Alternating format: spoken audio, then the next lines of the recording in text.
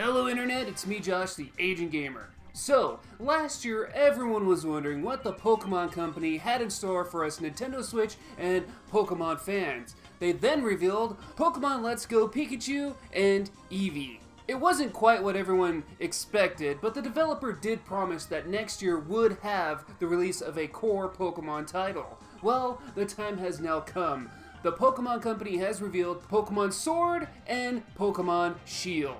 So what is it? Is this the game that all the Pokemon fans have wanted? Let's talk about this. So before we start, I kind of want to talk a little bit about my relationship with Pokemon because it's kind of a love-or-hate relationship. So back when Red and Blue first came out, I was obsessed with the franchise. I loved watching the anime. My best bud at the time and I traded Pokemon and helped each other complete our in-game Pokedex. And I collected the trading cards, which I still have stashed away. And then Gold and Silver came out, and I was all like, fuck yeah, a night and day system, new Pokemon, 16 badges to collect? This was the perfect sequel. Then Ruby and Sapphire came out for the Game Boy Advance, and I'm all like, alright, same deal as the last two games, but this is still kinda fun. Then Diamond and Pearl came out, and I was like, I've played this already. Then there's Black and White, X and Y, Sun and Moon, and all the titles in between, and it's just all very much meh to me now. And yeah, I know not every single player out there started with the very first Pokemon game, so they haven't hit that Pokemon fatigue yet. And I know that every single Pokemon game that comes out gains more and more new Pokemon players. But like I said, as for me, I just don't really care too much anymore. It's just so stale. But Pokemon Sword and Shield, does it do enough to rejuvenate the series?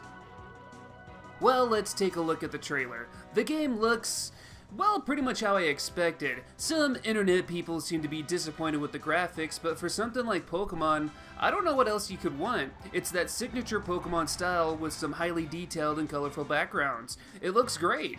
We also get a look at our trainers, and hey, they don't look like 10-year-olds, which is refreshing. We also get a look at our surroundings, and you can see that the new Galar region takes inspiration from the United Kingdom. The town shown looks almost like a steampunk version of Old Town Edinburgh. The trainer's hometown looks like a little Scottish village, and the landscape just overall has a European vibe. It looks great, and when you're taking inspiration from some of the most beautiful places in the world, why shouldn't it? So yeah, you'll get no complaints from me about the visuals, but how about those starter Pokemon? I've heard some people say that the new starters are a bit underwhelming. I really don't have a problem with the starters though. I always choose the fire-type Pokemon in every game. Always. And Scorbunny looks pretty cool. A quick fire rabbit? That's cool. Grookey, the grass monkey Pokemon, I think has the potential to have an awesome evolution. I mean, a monkey with a stick weapon? It's like a little Goku. As for Sobble, I don't really care for this one. All in all, the first stage of these Pokemon don't really matter to me because it's their final evolutions that turn out to be what determines how great they are. So with it all said and done, the game looks great, and it looks like there's going to be plenty of content for gamers to just enjoy for days among days. So why do I just not care? Like I said earlier, I've hit that Pokemon fatigue a long time ago. I've tried to get back into the series in recent entries, but it's just tough. Every game is just the same damn thing. And looking at what little we've seen in the trailer, it doesn't look like any big changes are being made. It looks like the Pokemon 3DS games, but in HD. I mean, Pokemon Let's Go, a remake of the originals, even offered some new gameplay mechanics. Speaking of which, some of the features from that game, like your selected Pokemon partner following behind you, why didn't they bring back that feature? Or actually seeing Pokemon in the wild, that was a great feature. And with there actually being new Pokemon to seek out, that would have been cool. If we're going back to finding Pokemon in random battles, that means that the Pokemon Company haven't incorporated any new mechanics to finding Pokemon. Like I said, it's just the same damn thing. To me, it's just underwhelming. And before anyone gets upset, I'm not saying that the game is going to be bad.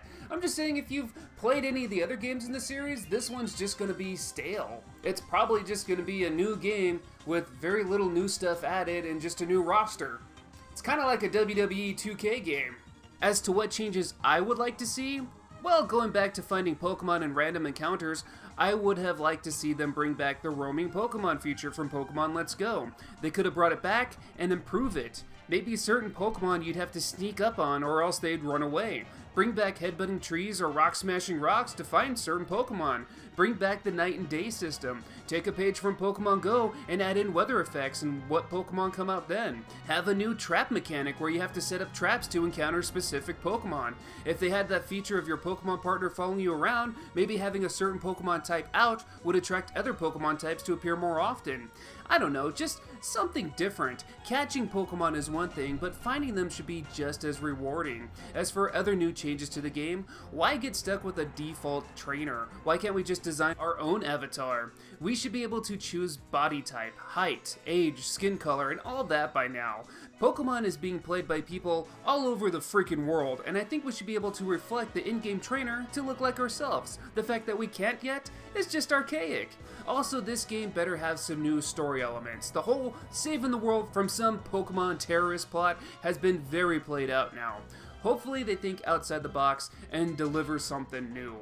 So I don't want to finish off my video on such a sour note because the truth is, there was barely anything shown in this trailer. For all we know, there could be a bunch of cool new stuff in the game they just haven't shown yet. I'm just not really counting on it. So despite a new, shiny Pokemon Switch game being shown off, I'm not really that hyped for it. Time will tell if my attitude will change on it, but right now I'm just kind of been there, done that. But what do you guys think? What do you think of Pokemon Sword and Shield? Are you hyped? Are you not hyped?